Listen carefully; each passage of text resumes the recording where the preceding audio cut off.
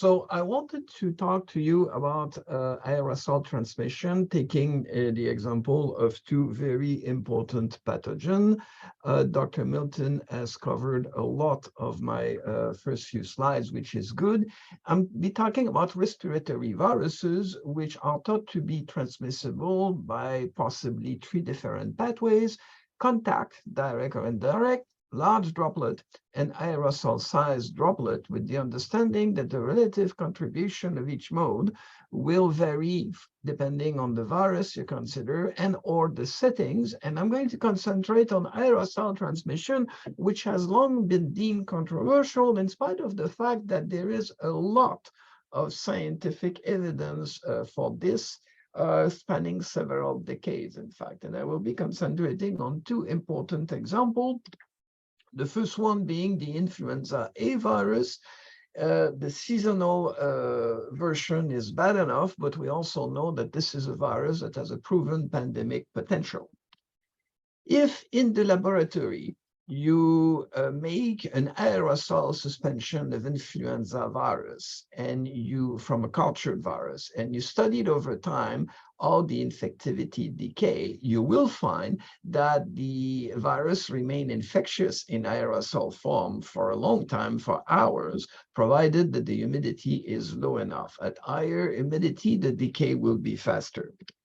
We have seen in Dr. Milton's studies and studies from other groups that you can recover exhale particle from subject infected with this virus. So, and you can separate them by size, and you can look in particular at the aerosol size fraction.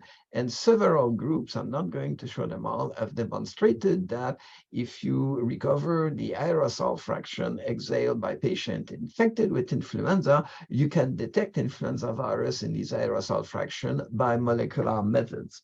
Now, many people will tell you, yes, but it's molecular methods, and you have not shown that this was infectious virus.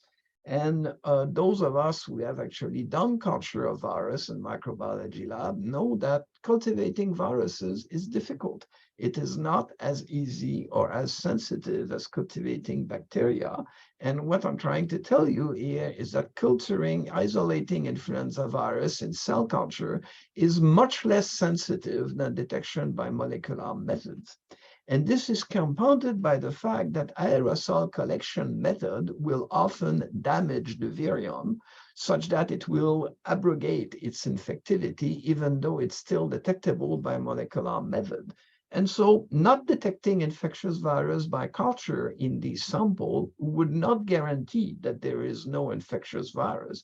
Conversely, if you detect infectious viruses, you can be sure that it's an underestimate. And there has been, in fact, studies that have shown that in the aerosol fraction of exhaled breath, not only can you detect influenza A by molecular method, but you can isolate the virus in cell culture in a fraction of case, which, as I've told you, is an underestimate. As you move further away from the patient, studies have been made by several different groups. And again, I'm not going to show them all, that if you collect aerosols from the air in healthcare centers, healthcare institution, you can demonstrate when you do that in season that you have in some aerosol fraction detectable influenza virus by molecular method. And I'm aware of at least one study in which they have also succeeded in cultivating and isolating in cell culture influenza A from aerosol sample collected from the room air in a healthcare setting. And again, this would be an underestimate. Okay, so influenza is present in aerosol-sized particle from infected patient. Do we know if these aerosolized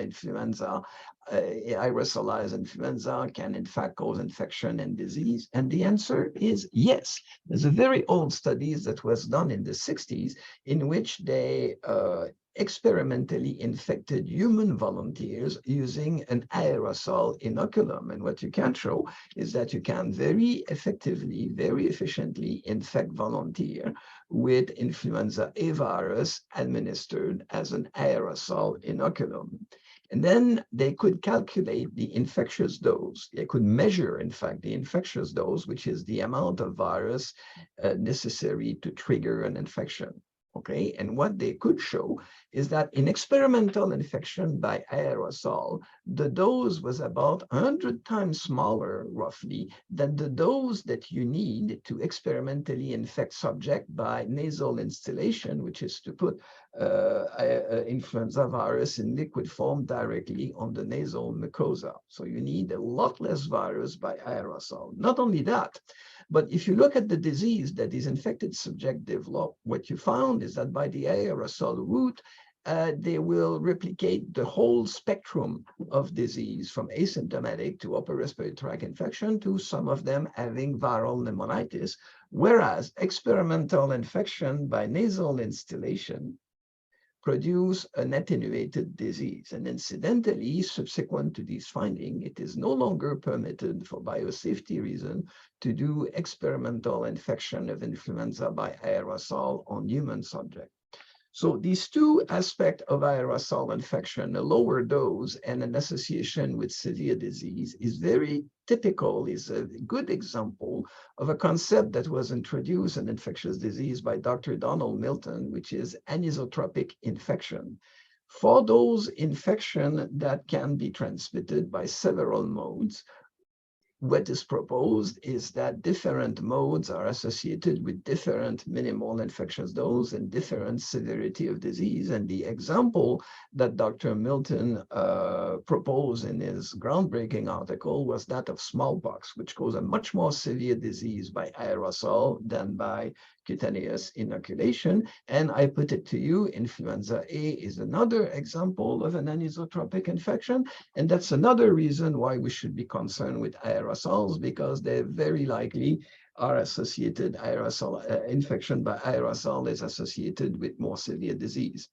There has been outbreaks of influenza where aerosols seem to be the culprit. This is a famous incident having occurred in a plane immobilized on the tarmac with the ventilation shut down, which would be expected to increase transmission by aerosol, but would not affect large droplet or contact. And what was seen is a very high attack rate. There has been another interesting outbreak in a hospital in Hong Kong, where the source patient was here in a ward that had 3 bays, and there were secondary cases in only 2 of the 3 bays, even though they were attended to by the same nursing and medical staff.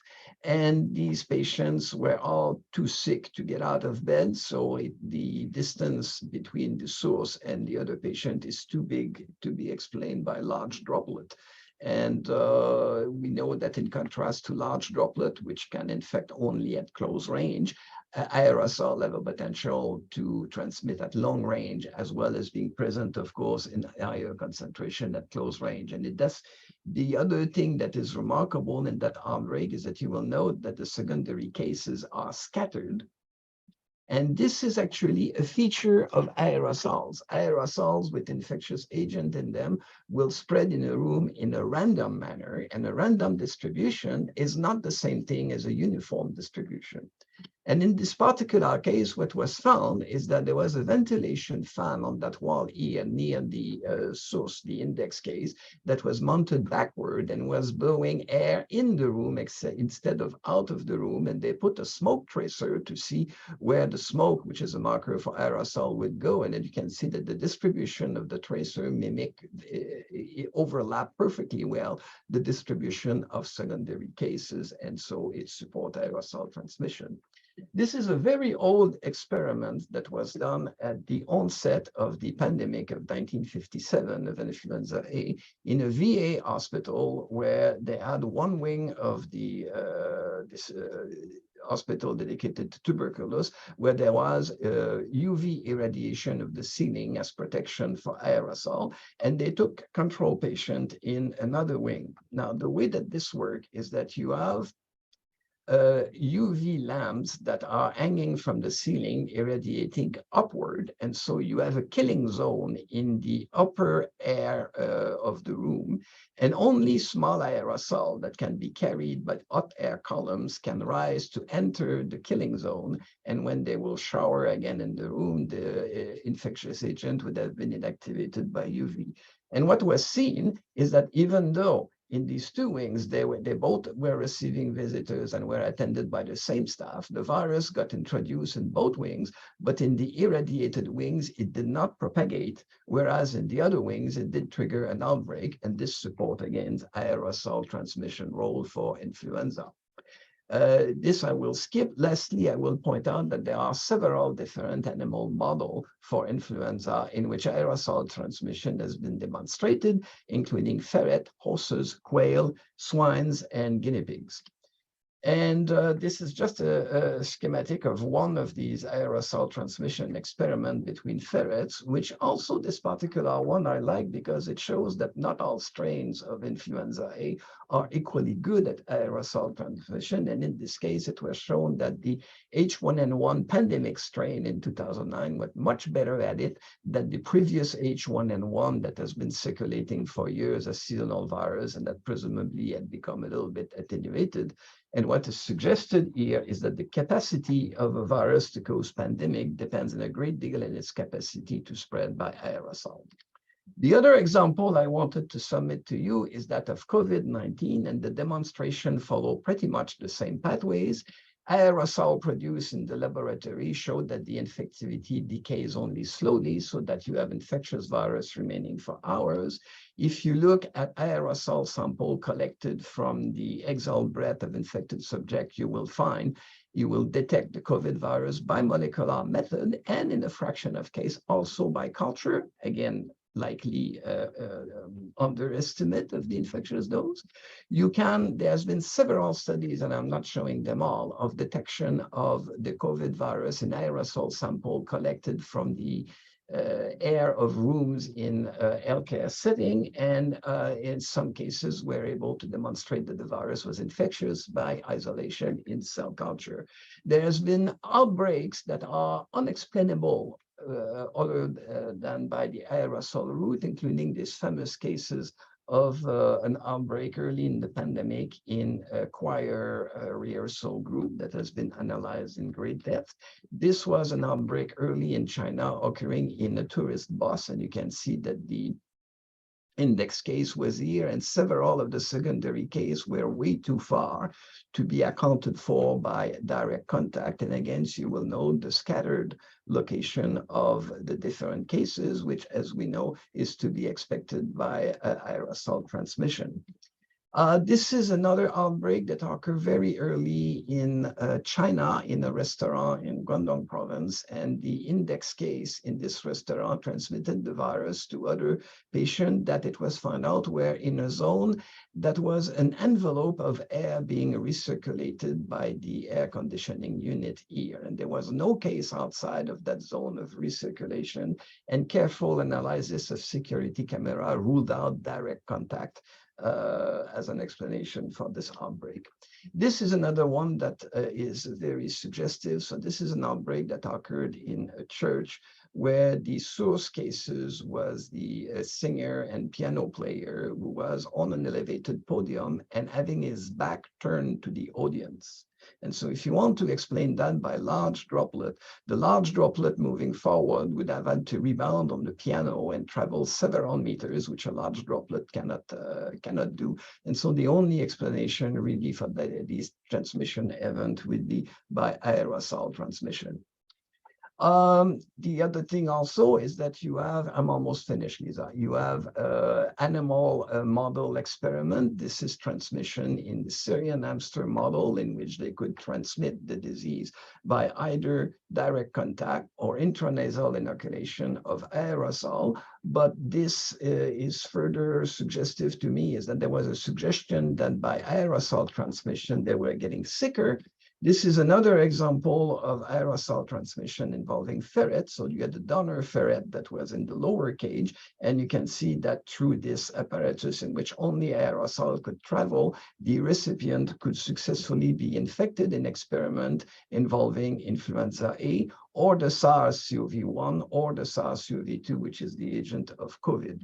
I will also point, and this is my last slide, Lisla, that there's also a lot of data on other viruses. This is very old data that we've known for decades, showing that adenovirus can also be transmitted by aerosol, and that it too is anisotropic, and that the dose by aerosol is lower than by intranasal inoculation and is associated with a more severe disease. Thank you very much.